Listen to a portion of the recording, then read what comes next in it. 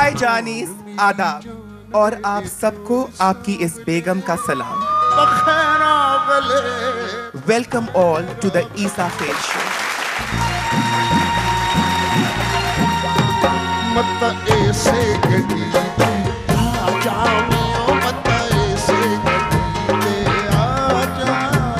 लाला कहूँ कि खान साहब कहूँ, समझ नहीं आता कि आपको किस नाम से पुकारूं। जब ख़वातीन मुझे लाला कहती है तो तकलीफ होती है।